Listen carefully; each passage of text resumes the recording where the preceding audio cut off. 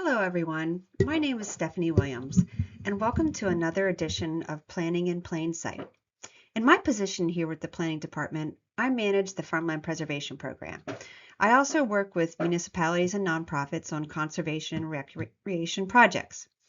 Today, I'm going to talk about tools for farmland preservation. This presentation will provide an overview of 3 tools available to promote and preserve agriculture in your community. These programs are often confused with one another.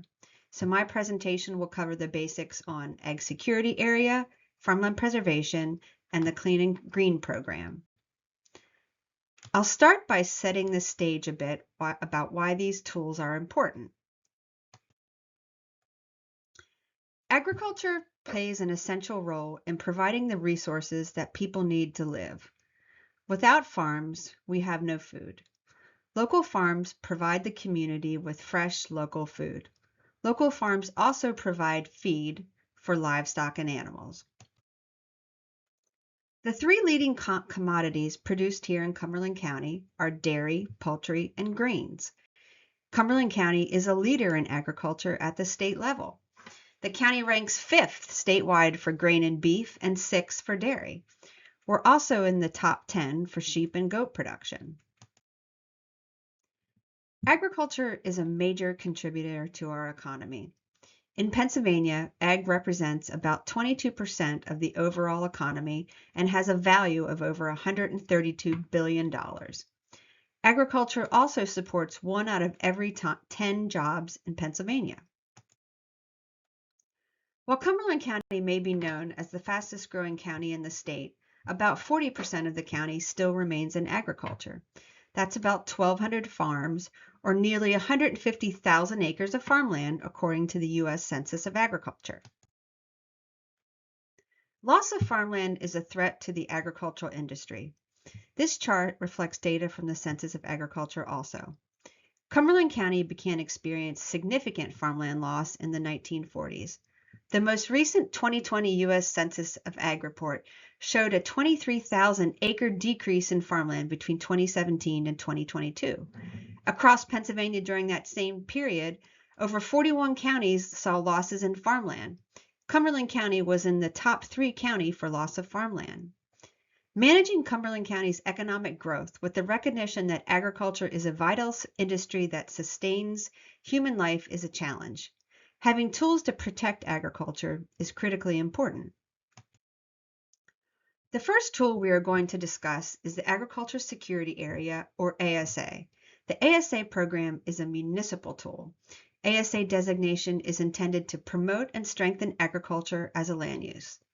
ASA does not restrict the use of land or offer permanent protection, and there is no penalty for developing the land or removing the land from Ag Security Area program. The ASA program is primarily designed to benefit the farmer and encourage agriculture as an industry. Farms located in an ASA are protected against local ordinances that might unreasonably restrict normal farming activities or structures. Farms enrolled in ASA have limited protection against eminent domain. An extra review by the Agricultural Land Condemnation Approval Board is required. And being enrolled in an ASA is also a prerequisite to applying for the Farmland Preservation Program. Here in Cumberland County, most of our townships have ASA programs. In total, there are about 80,000 acres of ASA in the county. The enrollment process for ASA has multiple steps. For our purposes today, I'll describe the steps briefly. First, a landowner submits an application to the township. Once received, the township issues a public notice that a new ASA is proposed. The proposal is then reviewed by the Township and County Planning Commissions as well as the Township ASA Committee. Lastly, a public hearing is held by township elected officials to review the proposal. And finally, the approved ASAs are recorded at the courthouse. This process can be complex, so if you are a municipal official, I encourage you to read the ASA handbook created by the PA Department of Agriculture. Now let's move on to the Farmland Preservation Program. The Farmland Preservation Program was envisioned in the late 1980s as a result of increased development across the state. Our state legislature put a question on the ballot during the November 1987 election. The question asked if residents approved borrowing $1 million to fund the Farmland Preservation Program. The ballot measure was approved by a 2-to-1 margin, and that was the start of the program. The State Farmland Preservation Program is administered by the PA Department of Agriculture in partnership with the Cumberland County Agricultural Land Preservation Board, the Board of Commissioners, and the Planning Department. Across the state, 58 of 67 counties participate in the program. In total, over 650,000 acres and 6,500 farms are preserved in Pennsylvania. Here in Cumberland County, we have a goal of preserving 30,000 acres of farmland by the year 2030, and we are well on our way to that goal. To date, we have preserved over 27,000 acres and 240 farms. Cumberland County is 7th in the state for total numbers of acres of farmland preserved.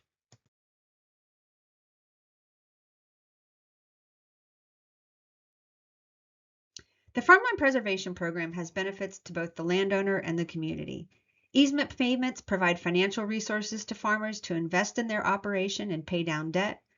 Farmland preservation strengthens the ag industry. Preservation keeps the local ag economy strong, keeps markets, processes, and suppliers, creating a strong economic environment. Farmland preservation is also a tool to protect a farm's farming heritage and ease succession planning. Farmland preservation also has benefits to the community as a whole. As I've mentioned previously, farming is a fundamental sector of our society. Farmland preservation helps ensure food security. Well-managed farms have environmental benefits. They provide groundwater recharge and wildlife habitat. Farmland preservation also supports tourism and preserves our rural heritage. Farms and public spaces also have a low cost of public services. The demands for these services on these farms is lower than other land use types. So how does the Farmland Preservation Program work? Landowners are paid to place restrictions on the working farmland using a conservation easement. Conservation easements are a voluntary legal agreement which limits the use of the property. Restrictions contained in the conservation easement are permanent and transfer from owner to owner.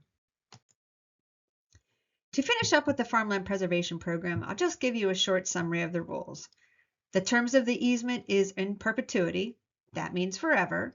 The use of the property is limited to agriculture production. Certain rural enterprises are permitted. Those would be part-time or seasonal businesses that don't impact the farm. Non-ag related buildings are strictly limited. Landowners must have a conservation plan. We want farmers to be good stewards of the land. Subdivision is strictly limited, and properties are monitored during annual inspections to ensure compliance. So our last tool to chat about today is the Clean and Green program. And Clean and Green is a preferential tax program. The program is administered by the County Tax Assessment Office. And under the program, property taxes are based on the existing ag use of the property versus the highest and best use market value.